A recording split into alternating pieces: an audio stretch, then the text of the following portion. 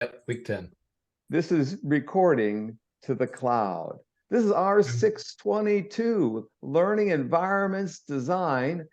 And I'm wearing orange because the trees are turning right in front of me, orange and yellow and all sorts of things. Week 10 of this class already, can you believe it? And it's stuck in between Conference A from last week, ACT, and Conference B, Online Learning Consortium this week. I'm glad we're doing this on a Monday. I'm heading out of town tomorrow. We're fortunate to have someone who's going to be with me this week in Washington, D.C. for Online Learning Consortium, and actually presenting with me later on this week on Thursday. Someone who's had a interesting career, I would say, in that Peter Shea has been involved in the online learning space for decades, literally for decades. He was the one that I would go to when I had a keynote from the Sloan Consortium, and I'd say, Peter, what's the data like in New York right now in terms of online learning? What's the enrollments like? What are the trends and all sorts of things? And he was able to do that and provide it because he was an associate provost for online learning at the University of Albany, which was called State University of New York at Albany or something like that back in the day. He was director of the SUNY Learning Network. Look this up. It's a big deal right there. And many other roles. He probably is doing everything, including flipping hamburgers at every online learning event. When I go to the Online Learning Accelerate conference, literally he was doing everything, including sweeping the floors at the end. He was running from A to Z. So he served as a manager for the SUNY Teaching, Learning, and Technology program, and the director of the SUNY Learning Network, which was 64 colleges.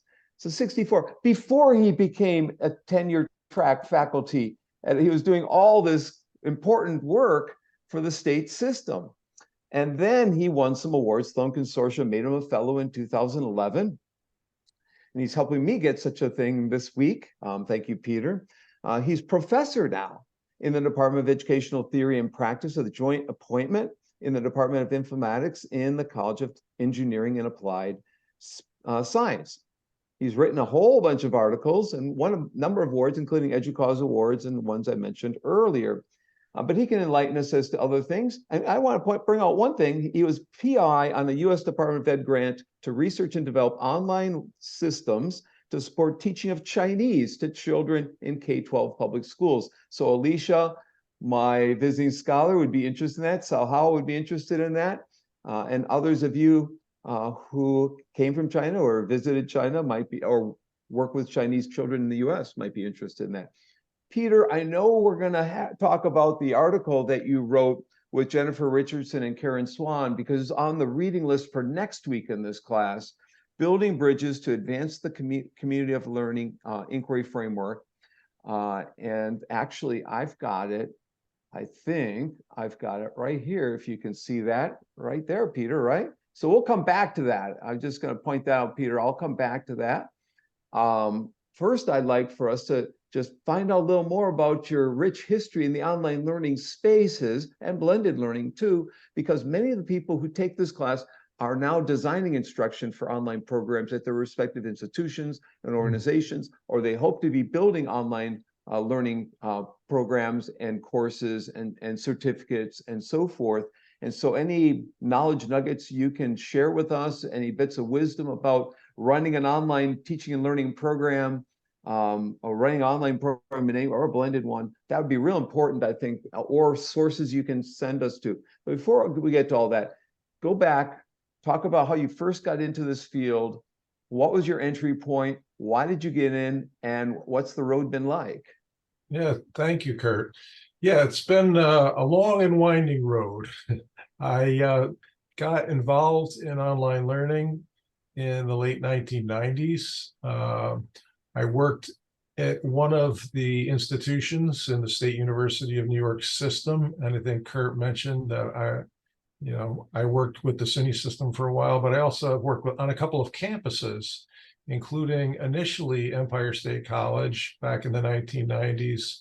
Empire State College was sort of an alternative college within the 64 campus SUNY system, which has over 400,000 students in it. It's a unified system of colleges. Empire State College was sort of a college that was designed to be a little bit different, to use a different model. And they had alternative kinds of flexible means of instruction, even in the 1960s and 70s. And by the 1990s, they were home to a grant from the Alfred P. Sloan Foundation, or one of the participants in a grant from the Alfred P. Sloan Foundation, to explore the learning anytime, any place in that program from the Sloan Foundation. So I was hired as an instructional designer sort of right out of graduate school. And I worked there for about a year. And then they decided that they could get more value from me by moving me down to SUNY System Administration. And I worked at SUNY System Administration for a number of years, where we oversaw, again, initially about a dozen colleges involved in online learning, and we provided system-wide supports for those folks. Like we provided common technology infrastructure. This was before the days of learning management systems like Blackboard and Brightspace and all those other LMSs. So we provided a common LMS that we had designed ourselves in-house. The folks up at Empire State College did that work initially, and then it was developed SUNY-wide. We provided faculty development and training across 8 different locations in New York State, over 100 days a year. And Dr. Bill, our friend Bill Pells, William Pells from Herkimer Community College, was sort of the leader of those faculty development initiatives. And he basically did every training for every person in SUNY. He probably ended up training more than 5,000 faculty to teach online. And Alexandra Pickett was his partner in that activity. She's still at SUNY System and has probably done more work with more faculty and more students in online higher education than anybody in the world. That's Alex Pickett. But yeah, I had the good fortune of being in the right place at the right time at a number of different junctures in the history of online learning. And I was made a director of the SUNY Learning Network. And when I left, we had, and this was, 20 years ago, we had 70,000 students in online courses across the SUNY system. We had 50 different colleges offering hundreds of programs with thousands of faculty who were teaching online. So we, very early on, we began to collect data because we had reporting requirements from the Sloan Foundation, who was supporting these efforts early on. So we kind of systematically began to examine student satisfaction, student learning, student reported learning, faculty satisfaction. And we had this huge laboratory in even the late 90s, early 2000s, with thousands of students and hundreds of faculty, and eventually thousands of faculty and tens of thousands of students. And so we, initially were interested in ideas that were pretty basic. Will this work? Will students like it? Will faculty like it? Will they feel like they learn doing this stuff? And then we gradually started to become more conceptually oriented and more interested in theory. So I had actually met Terry Anderson at an event, and I started to correspond with Terry Anderson, who was one of the principal authors of the Community of Inquiry framework. Some of you may be aware of the Community of Inquiry framework. And my role as I think at that point, the manager of the Teaching, Learning, and Technology program, that was a SUNY-wide program, I brought Terry in to speak to our faculty about online learning. And that was probably 1999 or 2000. I think it was before 2000. And if folks are aware of the Community of Inquiry framework, I don't know if, has show of hands, anybody here of the Community of Inquiry framework? At least a bunch of people have heard of it. Yeah.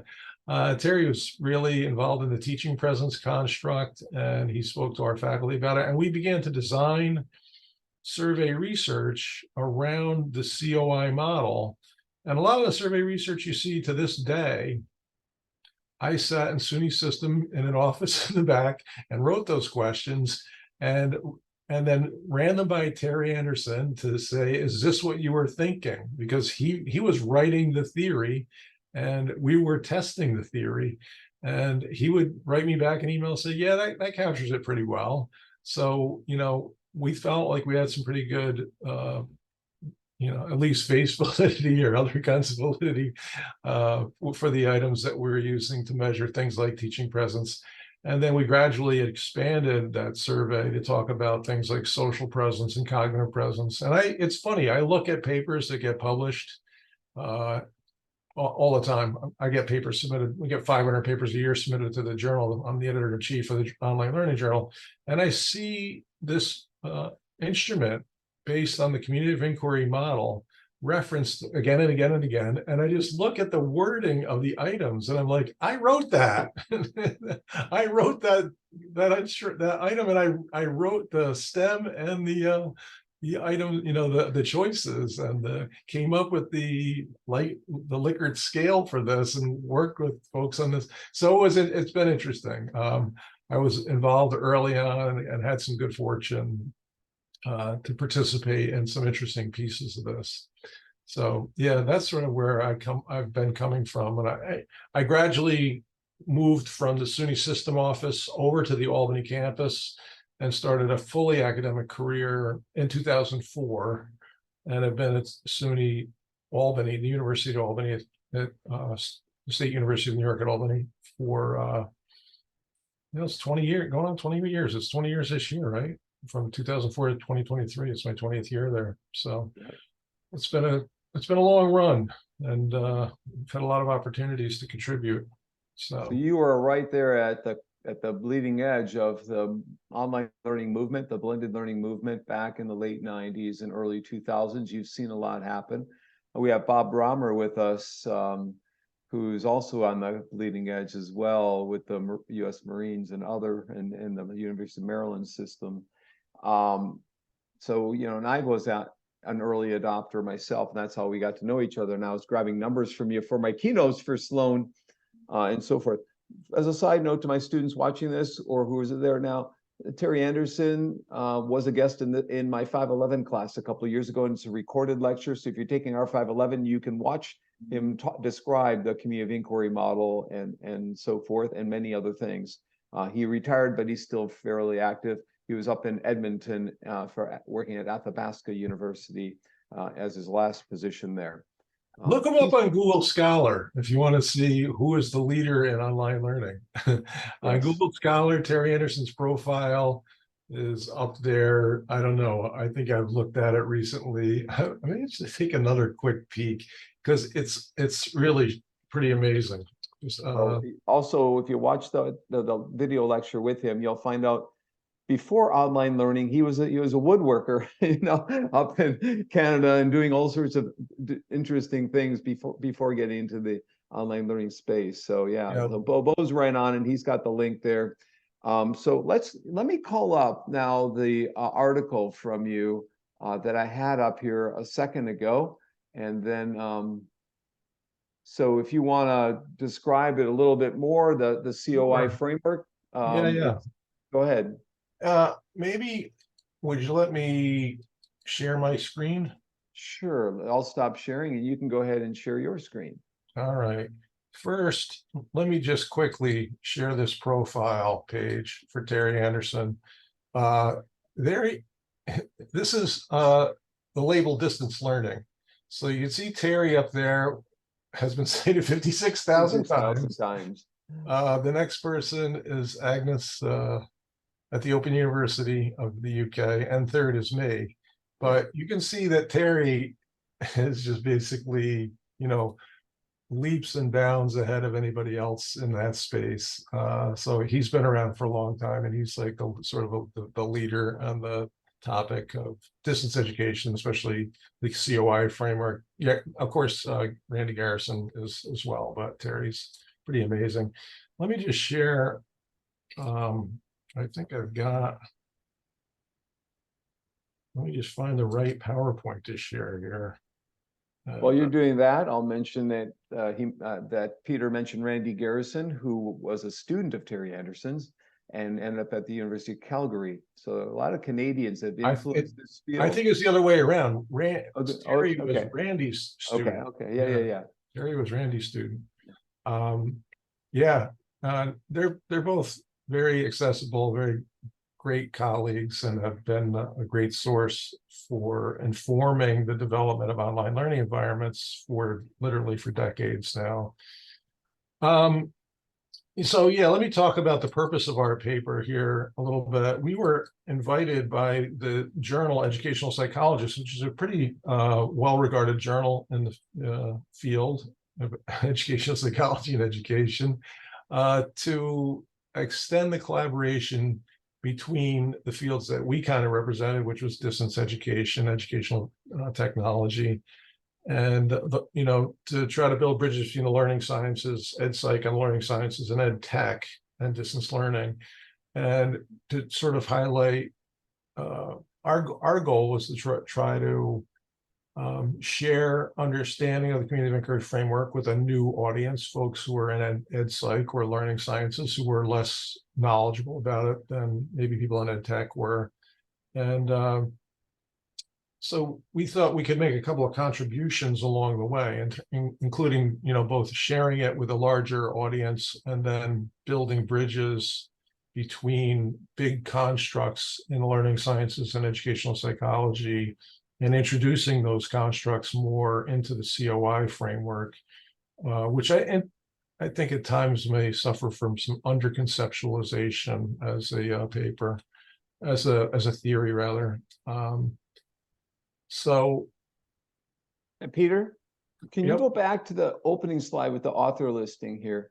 Okay, sorry. Yeah, I want to point out Jennifer Richardson's also widely published, and she's at Purdue University. If you go to AECT, you'll run into her, or AERA.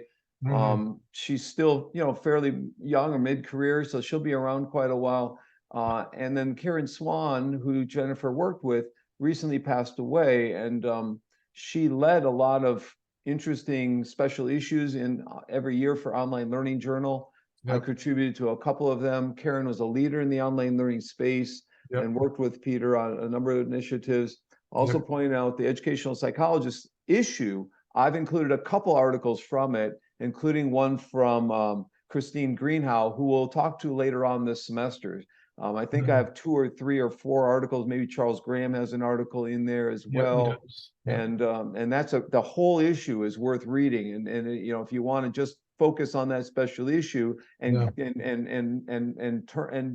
not read other things, that's okay by me, because it's really high level. It took many rounds of review. It's extremely well written and extremely well referenced. It's very grounded. Every article has got just a ton of references behind it. So you'll learn a huge amount by reading any article in that special issue. We're going to focus on this one today, and Christine Greenhouse in a couple of weeks. So I'm sorry to interrupt. I just want to point that out. Yeah. Chris and Charles were the special issue editors for this special issue. So Charles is my former student. Did the handbook of blended learning together. It's a small world. Small world. He won the Jonathan Award this week at AECT for research, the David Jonathan Award. Do you want to talk a little about Karen Swan before you talk more about the research? Go ahead. I'll get choked up.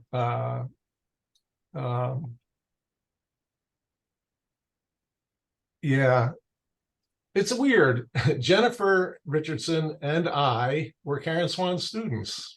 Oh. And when I moved from SUNY System Administration to the Albany campus, I did so at the advice and invitation of Karen Swan.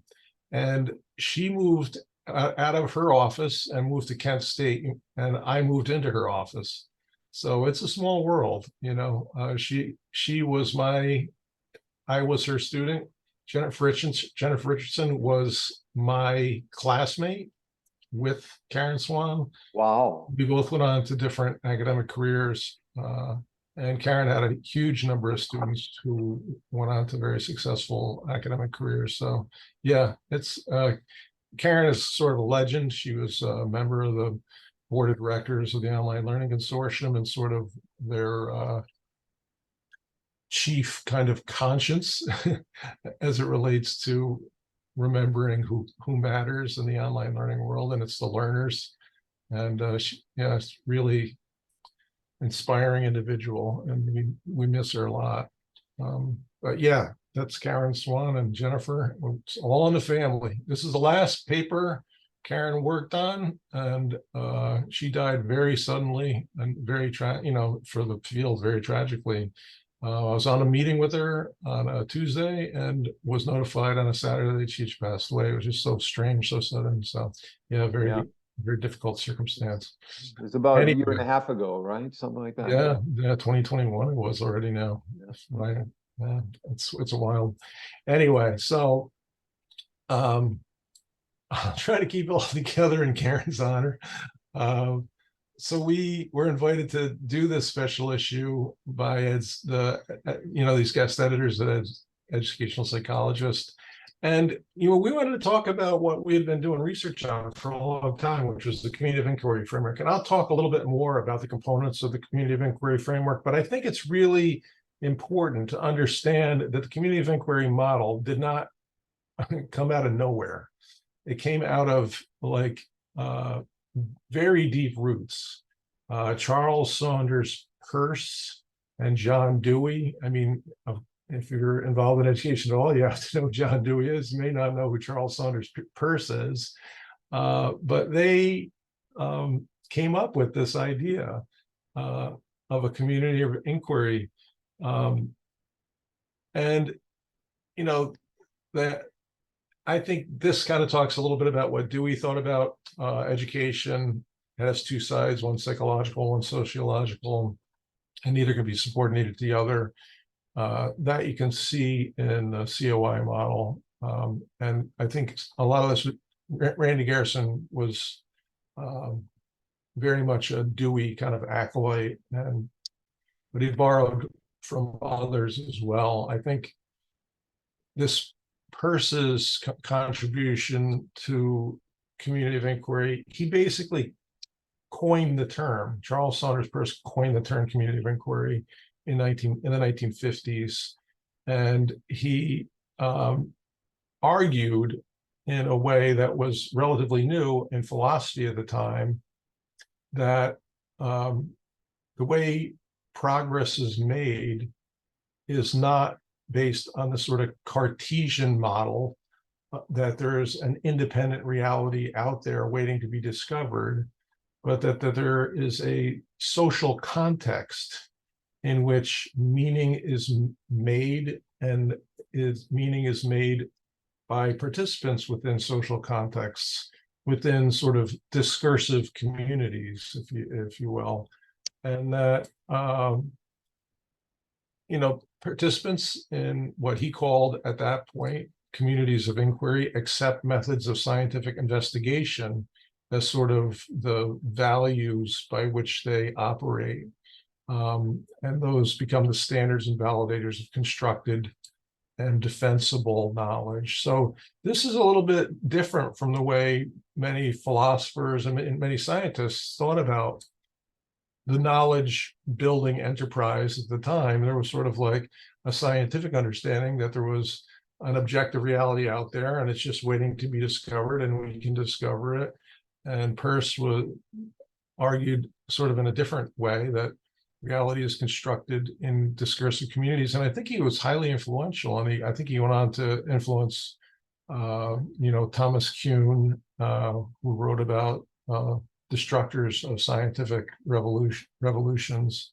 And the idea that these don't happen, all at once, but there's a breakdown of an old paradigm and a new paradigm arises. And those paradigms are largely social in nature. Anyway, I think if you look at the way Peirce talked about it, he first introduced this notion of community of inquiry, and as a part of the process of scientific inquiry. And he has his own definition, broadly defined as a group of individuals involved in the process of empirical or conceptual inquiry. And that allowed the expansion of this philosophical notion of community of inquiry to be applied outside of philosophy and outside of strictly the hard sciences and into any discipline or any inquiry that was sort of a disciplined inquiry. Again, this idea, I want to kind of highlight this. It was a novel concept in the time, and with its focus on the sort of the social quality and the contingency of knowledge, rather than sort of a fixed, unchanging reality, which was sort of the dominant paradigm at the time.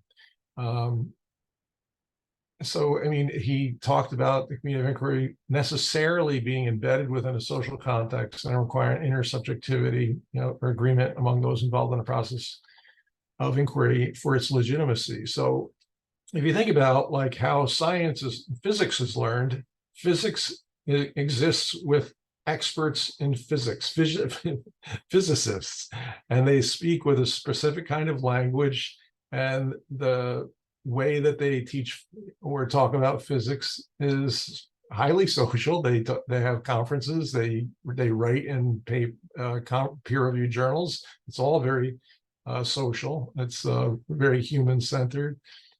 Historians do it a different way with a different set of values and approaches, but all of these different discursive communities create and build legitimate knowledge through their interactions. And this is sort of in contrast to the idea, well, there's a physical world out there and we'll just discover what the physical world is.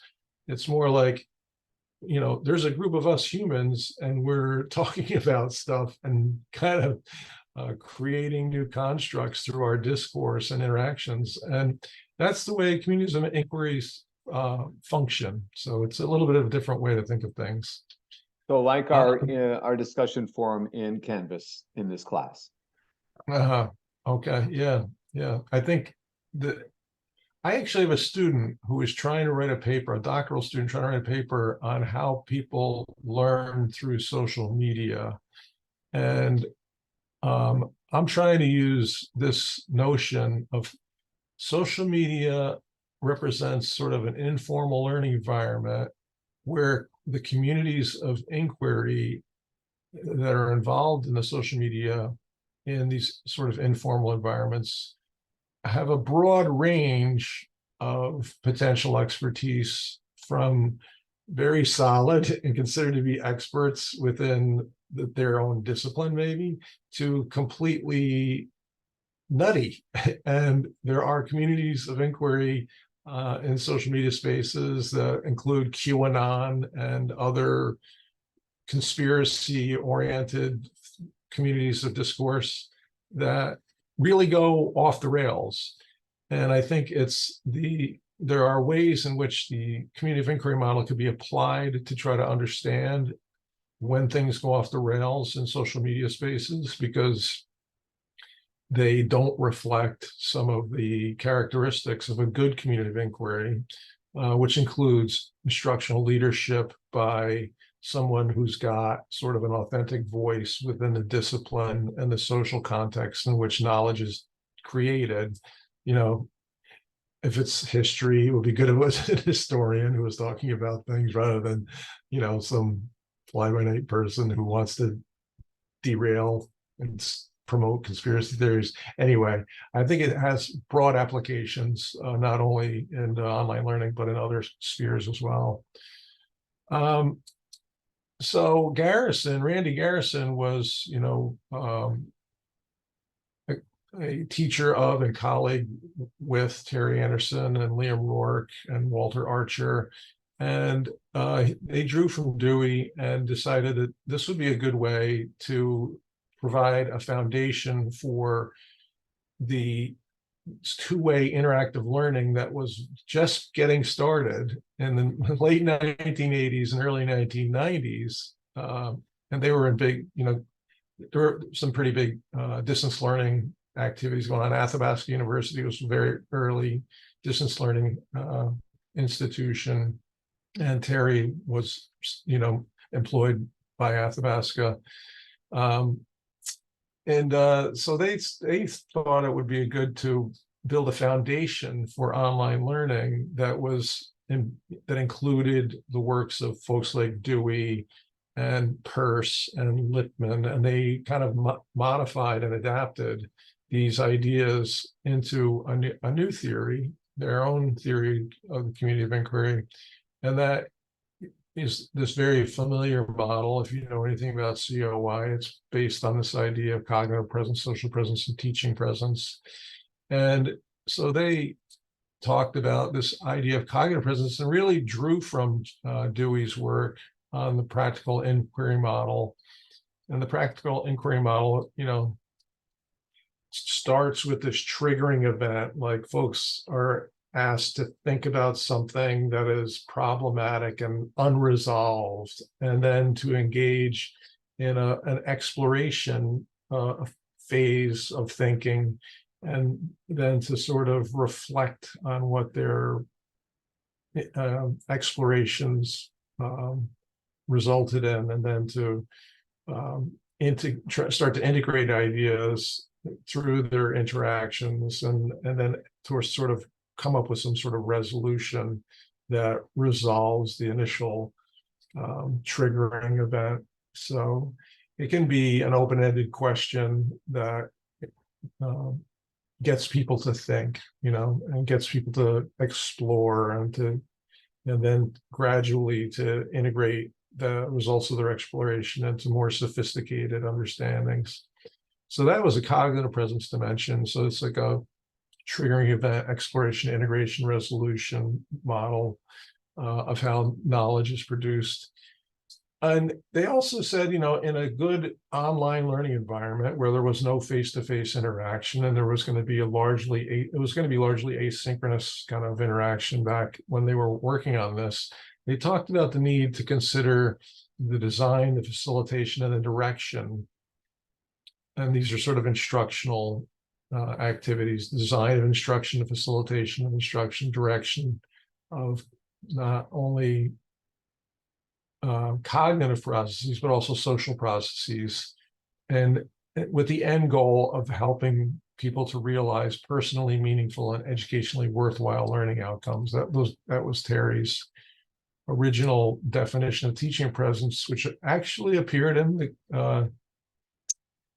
the Journal of Asynchronous Learning Networks, the parent journal of Online Learning Journal. So that appeared in 2001 in issue 5 of JALN.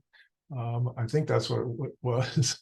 So it was early on, and that's kind of where I became aware of Terry's work that way.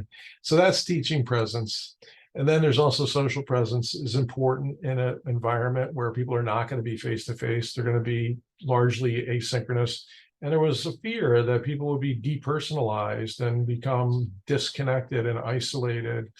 And they were concerned that, that we should keep this in mind in the development of online learning environments. So the ability to perceive others in the online learning environment, as real people, and to be able to project yourself as a real person in online learning spaces. There's, in this paper that we're actually talking about, and from which a lot of this stuff is coming from, this definition obscures a very long and complex history on the notion of social presence, which was actually developed by Williams, Christie, and Short in the 1970s to describe computer-mediated interaction, or computer-mediated communication, CMC. So it's the construct in the model that has sort of the longest history and the most complex sort of sets of research related to it. At any rate, we wanted to extend this model, and others have extended this notion of social presence.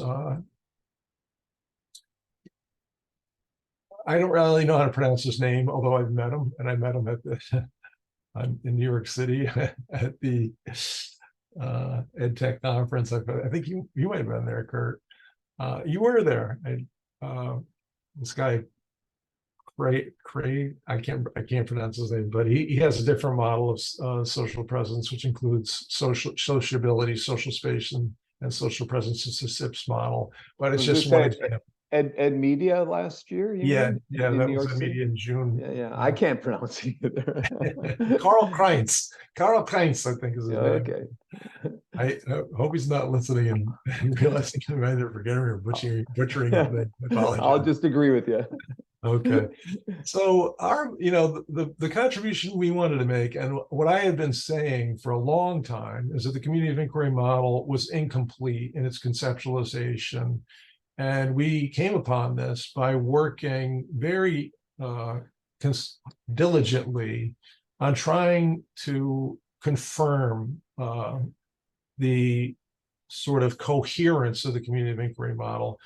So some students I had and I worked on coding the discourse in 2 complete classes. So everything everybody said in every forum and in every document, including all of the instructional documents, all of the students' interactions, all of the students' papers, all of the emails that were sent in these 2 classes, we coded all of the discourse for whether it qualified as teaching presence, social presence, or cognitive presence.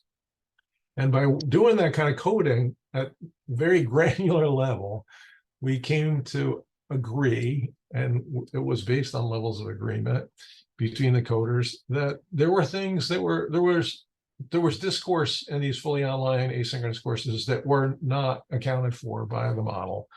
And what we saw largely, we kind of felt it was students struggling to understand and to collaborate with each other on what was expected of them. What did the teacher, what did the professor actually want us to do? How about if we do it this way? Do you think you can do this part and I'll do this part and you do this part? How, I don't understand the instructions, or so there was a lot of misunderstanding and attempts on the parts of the students to either support each other or to demonstrate their own sort of planning. They're engaged in planning on how to do things, forethought and planning, implementing those plans and monitoring how those plans were going, and then reflecting on how things worked out. And these were all parts of what, educational psychology and learning sciences call self-directed or self-regulated learning. So we felt like there's a big piece of the student self-regulation in online courses that was not accounted for by COI at the time. So my colleagues and I published papers back to back for a couple of years, 2012, 2010, 2012, 2013, 2014, where we talked about this notion of learning presence and how learners have specific tasks and objectives that they need to achieve that faculty don't need to achieve. The faculty already know the content. They're not learning it, they're teaching it. So, I mean, in a good learning environment, students and faculty are both teachers and learners, but learners have specific requirements that they're asked to fulfill that instructors are not. And we just felt this is, it seemed suddenly a light bulb went off. It's like a no-brainer. Like, there needs to be a learning presence component, not just a teaching presence and a cognitive presence and a social presence, but really how learners struggle in order to do what they're being asked to do. So we, in a nutshell, let me just go back one. We looked at what Randy Garrison and his student, I can't remember her first name, but her last name is Akiel, talked about when they talked about self-regulation, and but they talked about metacognitive monitoring and managing strategies. And so they had written a couple of papers about the self-regulatory dimensions after we pointed out that they were missing. I will say they discovered them there and found that, oh yeah, no, self-regulation has been a part of COI all along. It resides in a specific place. And we're like, wait, well, I didn't know that. But they did write a couple of papers about it. And they talked about, the definition, the phases of self-regulation and what is regulated, or the targets of regulation. And they said that it was, metacognitive monitoring and managing, and what was regulated was their, the student's own cognition and their own and others' collaborative inquiry. So that was what was written by Randy and his student back then on self-regulation. We talked a little bit about co-regulation, and so did they. But we expanded it a little bit further. We looked at Univ of Albany's work on these notions of self-regulated learning, and her and her colleagues talk about 3 constructs of regulation rather than 2, 4 phases of regulation rather than 2, 4 targets of regulation rather than 2, and 6 areas of construct overlap rather than 1, which is where Randy and his student had ended up. I gotta say, if I sound in any way disrespectful of Randy Garrison, don't take it that way. He's a legend, and I'll be the first to say it. He has done a tremendous service to online learning through his incredibly sophisticated and unbelievably long career in online learning research. He's if you think you're coming up with a new idea, probably Randy wrote about it 10 years ago. That's amazing. Peter, stay on that slide for a second. I'll just mention that Randy Garrison is historian of the distance learning field. He's amazing. I would go to Peter for data and go to Randy for resources and citations. Sana is her first name. Sana Jarvala is in the University of Oulu in northern Finland, near the Arctic Circle. I had a pleasure of taking my family to visit her. She invited me 25 years ago. And spent a couple weeks in Finland, and she really jump-started my career because she brought everybody from Finland who's researching in the online learning space and educational technology space to Oulu for a conference that I kind of was the keynote at.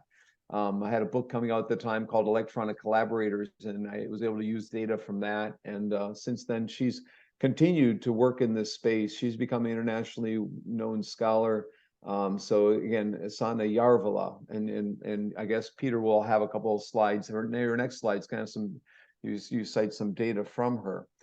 Yes. Let me just go. Let me put this back and let me just take a quick peek. I've kind of lost track of time.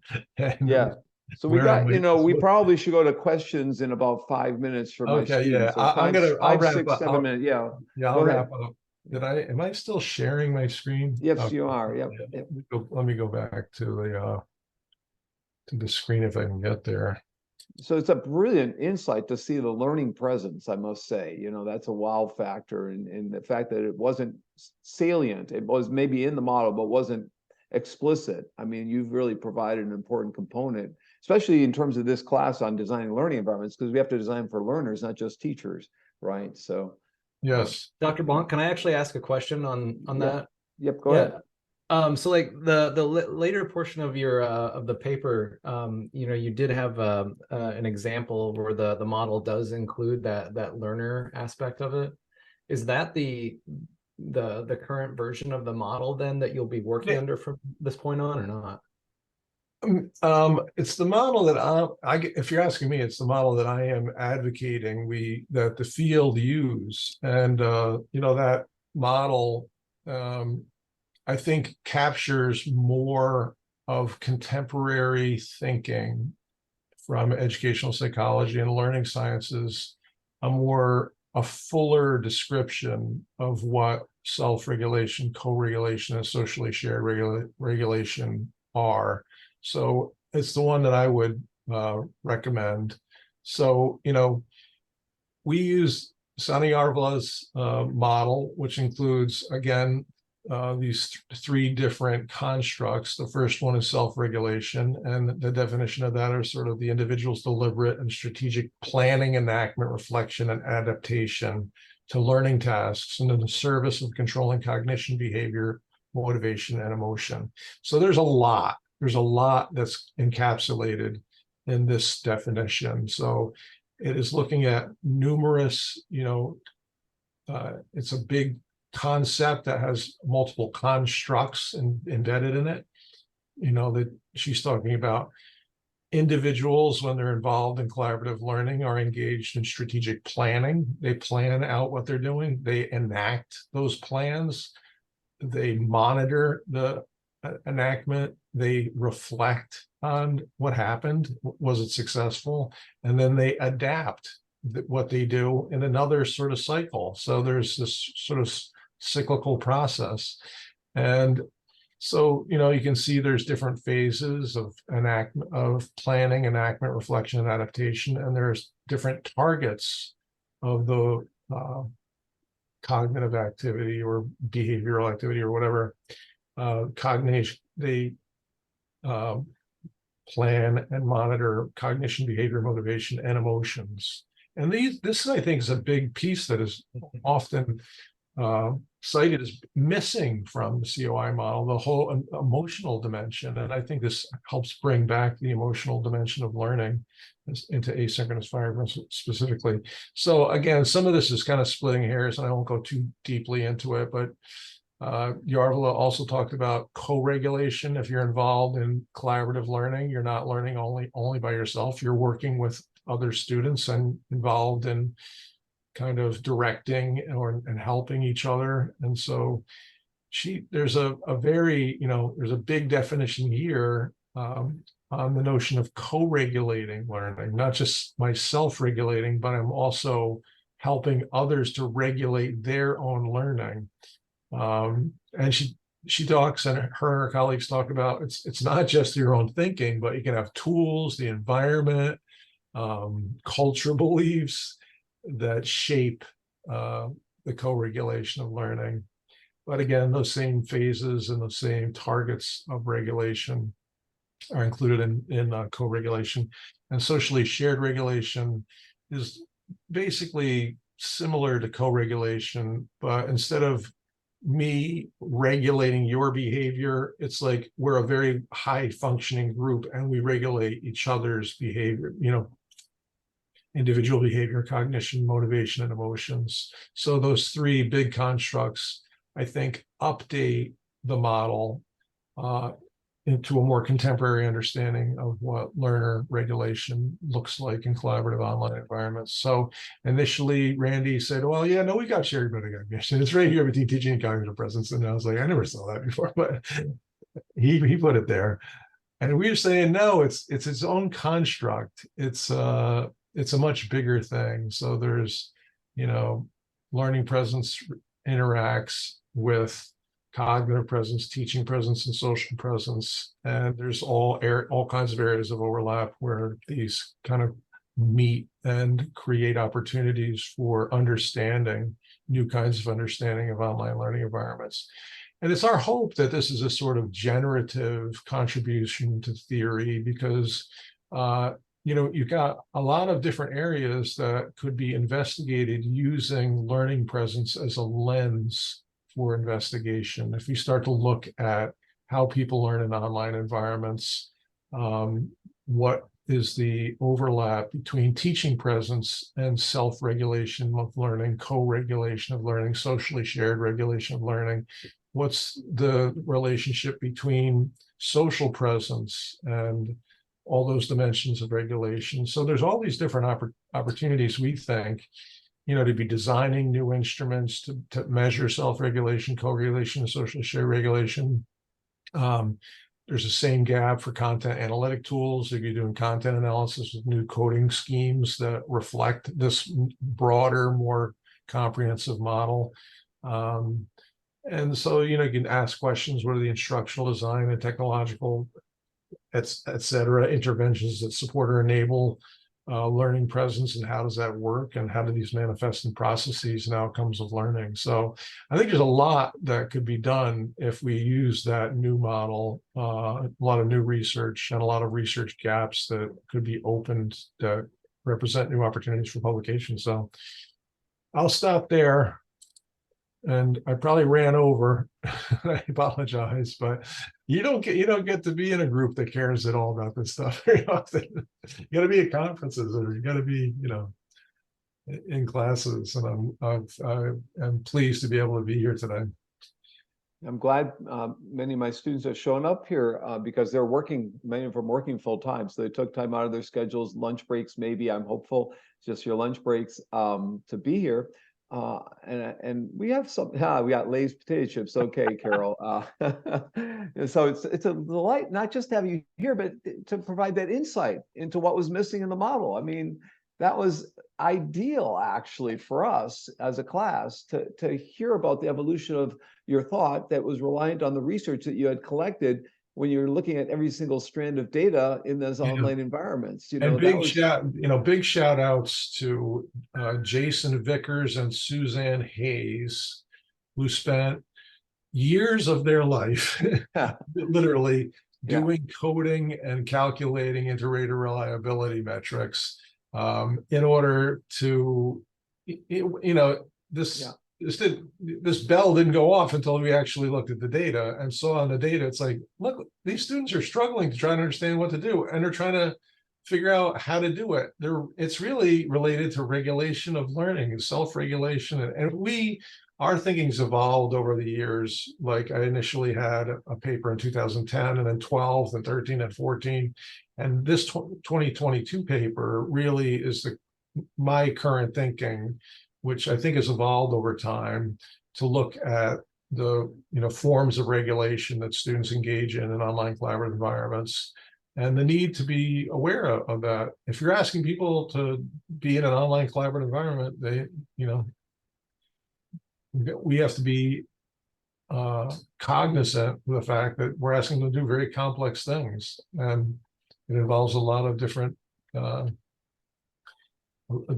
dimensions. So, I'll also point out here that the Journal of Asynchronous Learning Networks, as Peter pointed out, was the early version of what's today the Online Learning Journal, right. OLJ, which is free and open access, and which had a special issue in March that we presented last week at ACT, and this week we'll do at Online Learning Consortium.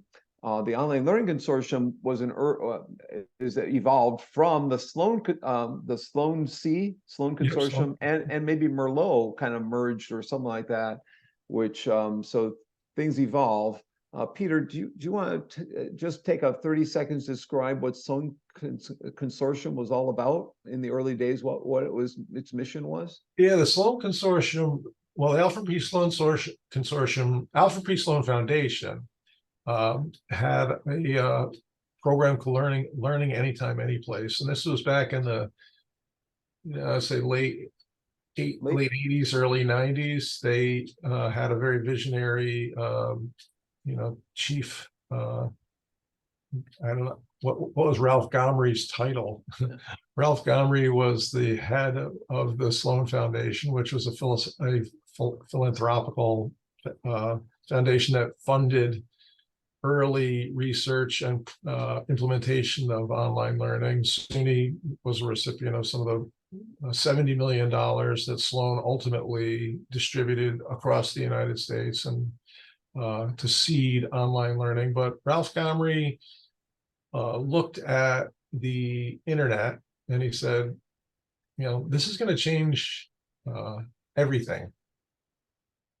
And he said he had the insight. Ralph Gomery had been the chief scientist at IBM, I think, and oversaw a team that won multiple Nobel Prizes. So Ralph Gomery was sort of an incredible intellectual leader in his own right. And he had a program officer, his name was Frank Midas, and Frank Midas worked at IBM with Ralph Gomery.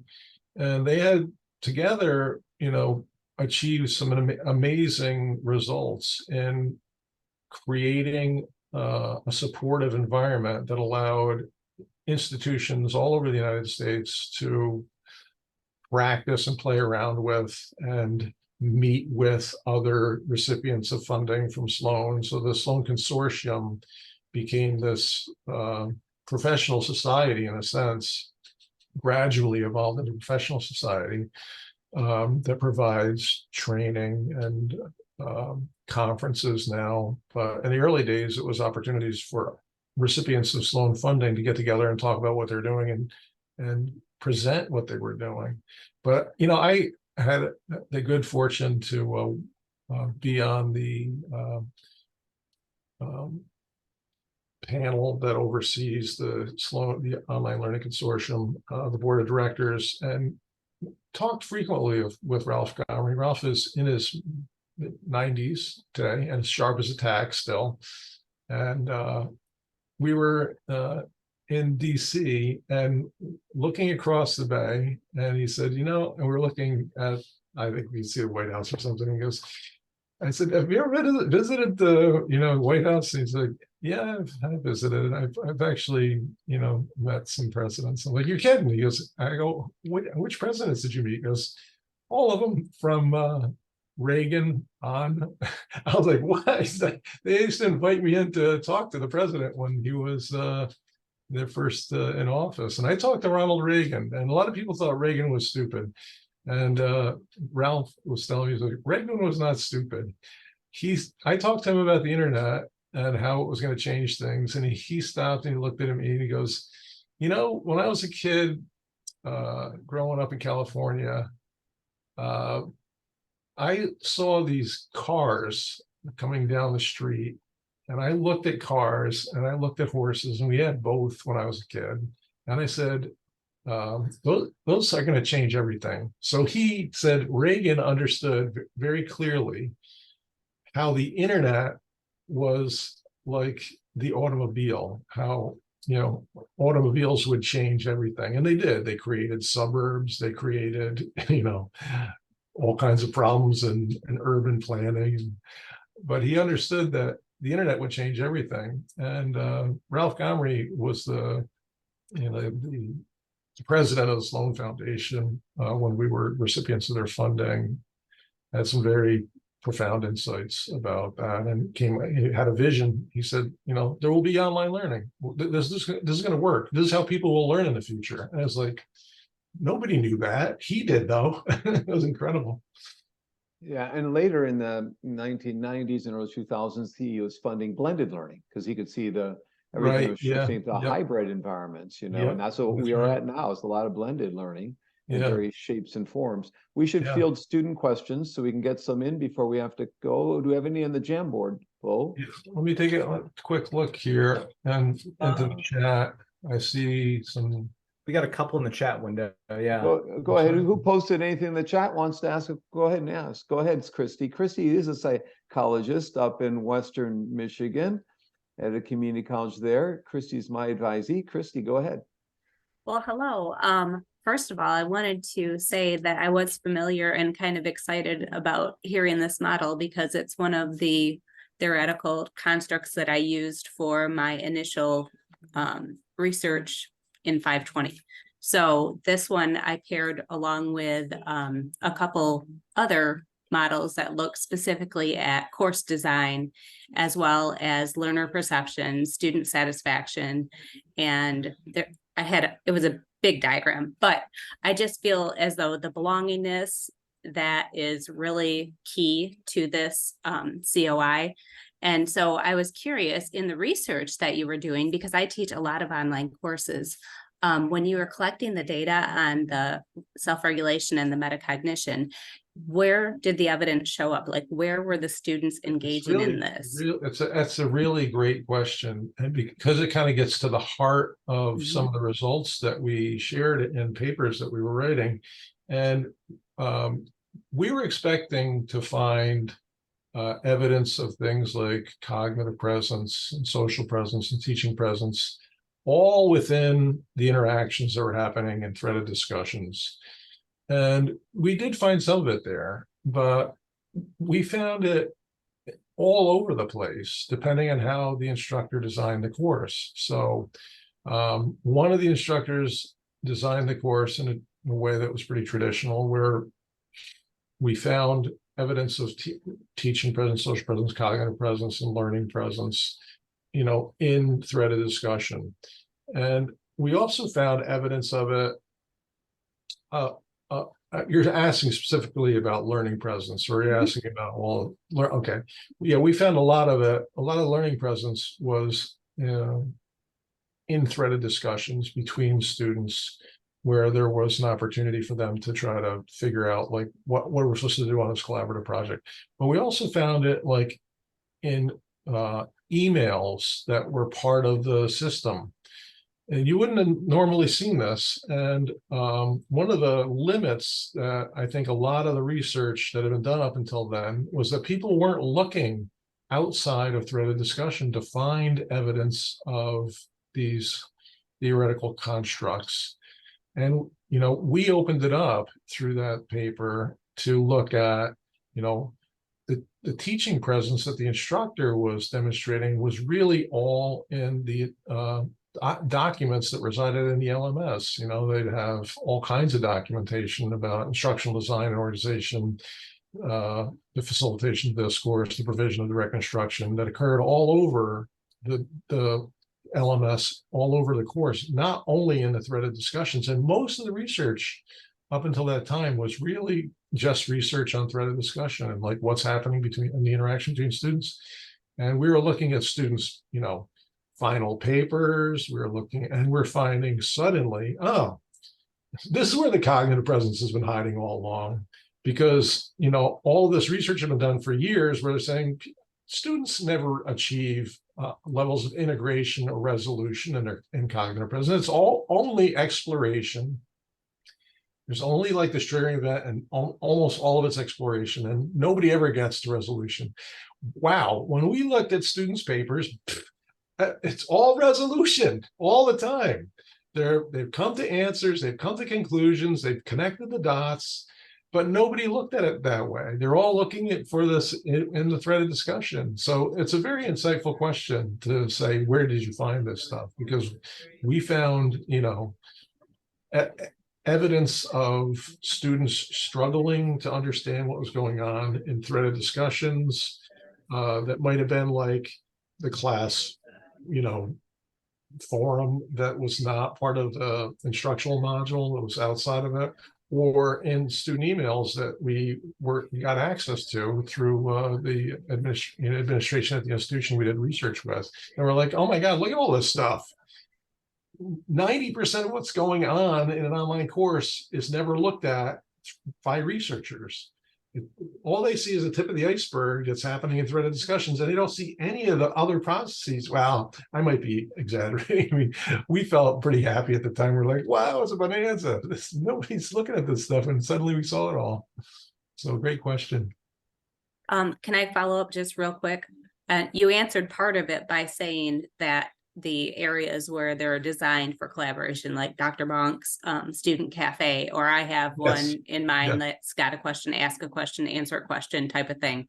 Mine does not get used very much, but I'm also curious if, or something that I tried this semester is I've been sending out like a personalized welcome email to all of my students. And that seems to, I get replies as opposed to if I send out a class announcement where it's more from the system. So have you seen anything with more of that like personalization as opposed to more of the LMS generated, anything like that? I'm feeling like it has something to do with that. I think it's probably an area of research where you can make a contribution. You know, if you're aware of this and you're working on it, you know, think about how you would formulate that into like a research question. You know, talk about the literature that you've reviewed and how you feel like maybe this represents a gap. Maybe we don't know that much about this, because I think it potentially does represent a gap. That personalization might be under-researched, and there may be opportunities for understanding how, you know, to develop good relationships with students, high levels of social presence that we know to be conducive to that kind of learning that can ideally happen in an online environment. So I think, you know, you may be onto something, you know, that may be an area where you could make a contribution. Christy, that would definitely increase my motivation as a learner in the course, knowing that I got a personalized, you know, introductory, you know, email like that. I know it's not considered, you know, to be in the feedback realm, but that it's kind of in that same thing when I get, good feedback on a project or something like that. I'm more inclined to, continue, putting in that same type of effort for that individual instructor there. Bo, agree. Michelle's at work and she's posted a question in the chat window. Why don't you go ahead and ask it since she can't right now? Yeah, let's see here. When we talk about self-regulation of learning, what does that truly mean? What is an unregulated learner? Yeah, I mean, if you look at self-regulation the way that Sonny Yarvala looks at it, where a lot of it, one way to think about it is awareness. Are you aware of your, how you're working? Are you aware of your emotional states? Are you aware of the outcomes that you're achieving through the efforts that you are aware of that you're applying? So an unregulated learner, is going around and doing things and getting frustrated and angry, and their emotion may be largely an emotion of anger. There may be frustration, confusion, disconnection, alienation. And a regulated student, a well-regulated student, begins to become aware of, like, what are the rules that we're operating under? What am I doing specifically to try to accomplish my own, educationally worthwhile and meaningful learning goals? How am I doing that? What are the results? And while I'm doing that, how am I doing? How am I doing? Monitoring that, and then looking at, like, what have I achieved and what have I not achieved, and what can I do differently next time? That reflection phase, and then starting it over again and sort of doing the, going through those same phases. So there's, awareness is key to a lot of this, I think, is understanding and being aware of, how you plan to do things, how you implement those plans, how you reflect on those plans, and how you adapt those plans as a result of your efforts. So yeah, and you can either do that well, or you can do it sort of like randomly, So we have time for a couple more questions. Does anyone want to jump in here with one? Carol had one. Carol, do you want me to read it for you? Are you good? Okay, I Carol can do it. first, and it looks like Alicia next. So I think a lot of my questions were answered in the previous discussions. I was just saying that I'm a newbie in this field, and I am learning all these theoretical concepts. I'm more used to the Cartesian model that you mentioned before. Okay. Yeah. So I was going to ask for examples of how these concepts are used or present in an online learning environment, and you already cited many of them. I'm not sure, like, how to make the students aware, how to bring up the awareness to help them. Here's one good way to make them aware. Introduce the community of inquiry framework into your class and talk about teaching presence, social presence, cognitive presence, and learning presence. And all of a sudden, the students will be like, whoa, this is what's going on. Oh, I see. And you'll be amazed at how introducing them to this framework alerts them to the components of the framework, and they actually see what's going on, and they become aware of what's going on. So, like, you might give them some of the basics and then help them try to understand, if you're teaching, like, how how you do instructional design and organization, how you facilitate productive discourse, how you provide direct instruction. You might talk about how you, like, look at how students can project themselves as real people in an online space, and talk about ways that you hope for them to be able to achieve that. you can talk about like how you design instruction that results in a triggering event, exploration, integration, and resolution as a way of thinking about how learning happens.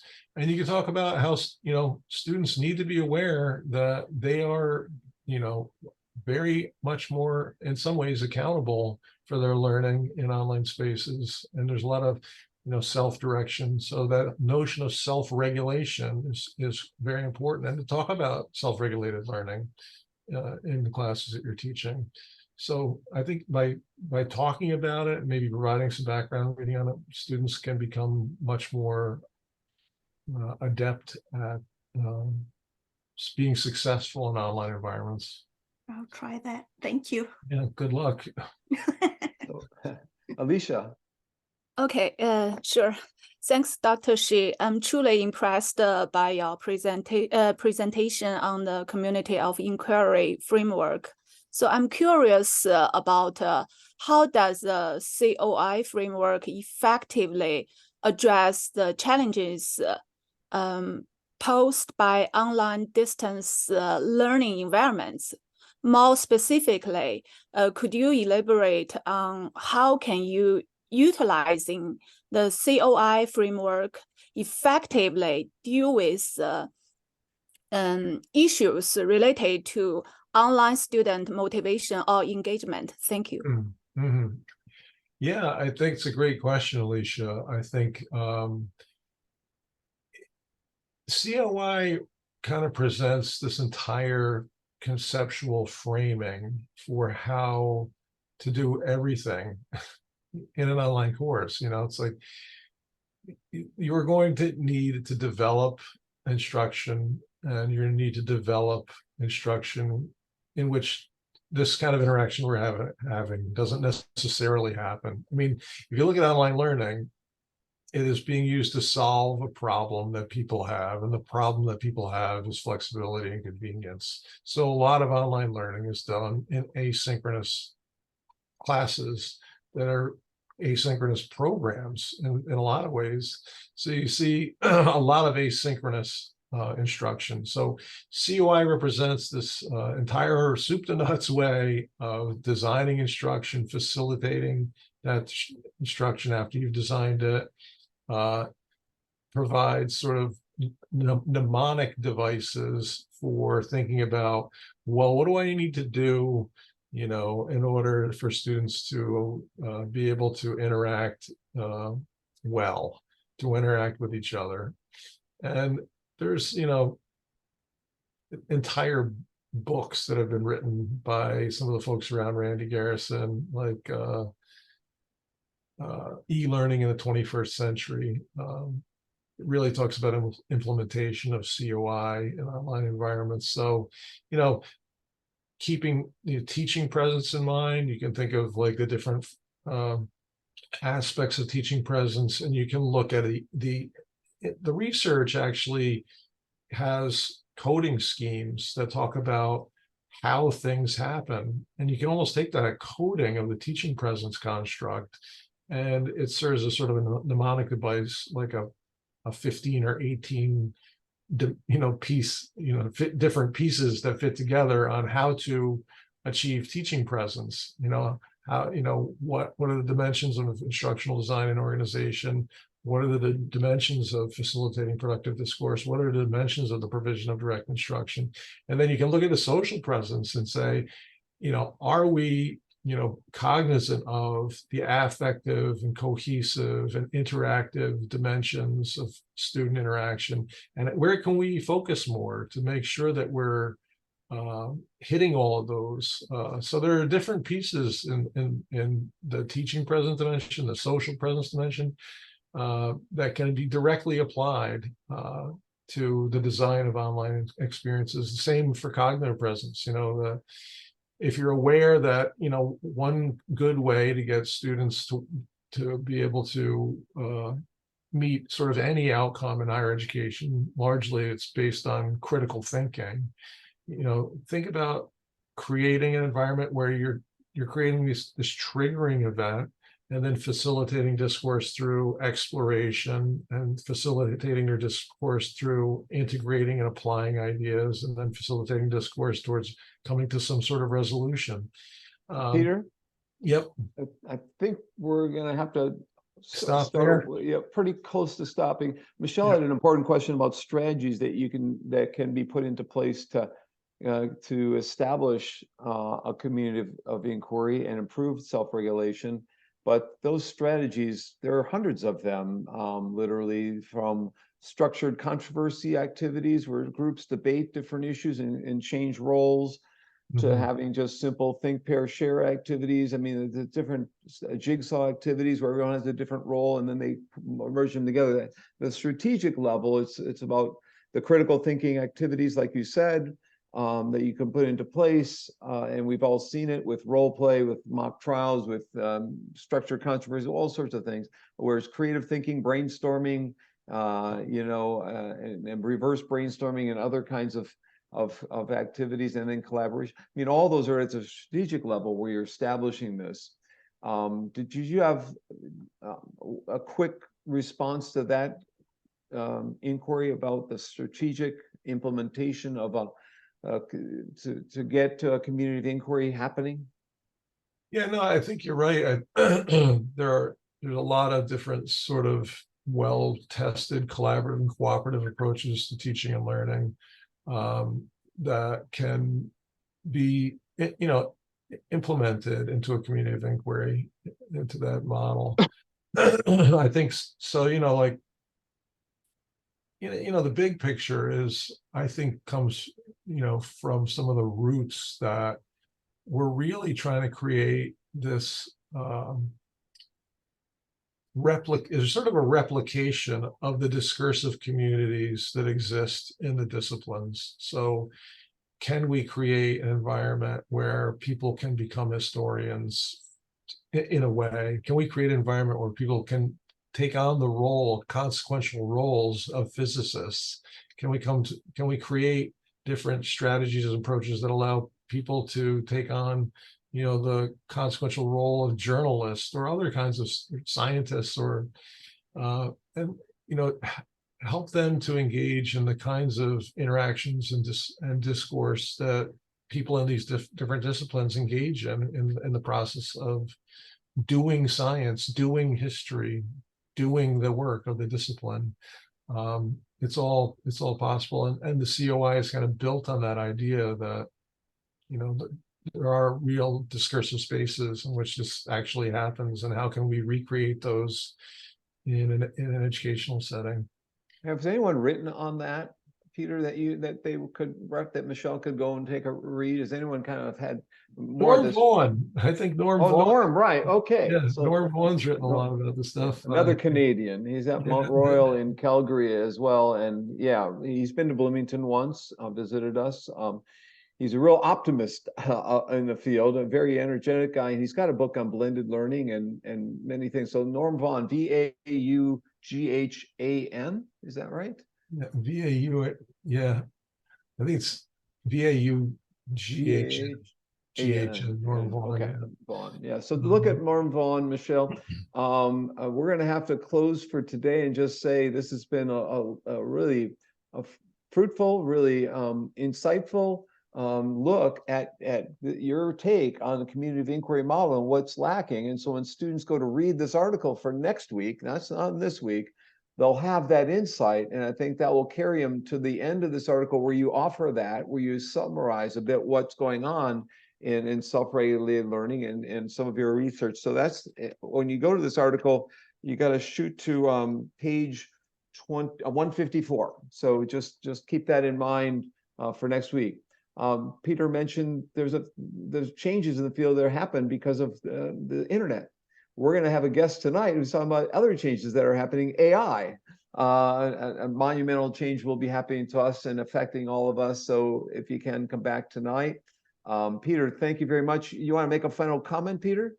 Well, no, it's been my pleasure to interact with and to talk with your students. I think you've got some very bright and very engaged students who are going to be successful, and maybe they'll be making contributions and contributing to the online learning journal before long. So I wish you all the best, and thank you for the opportunity.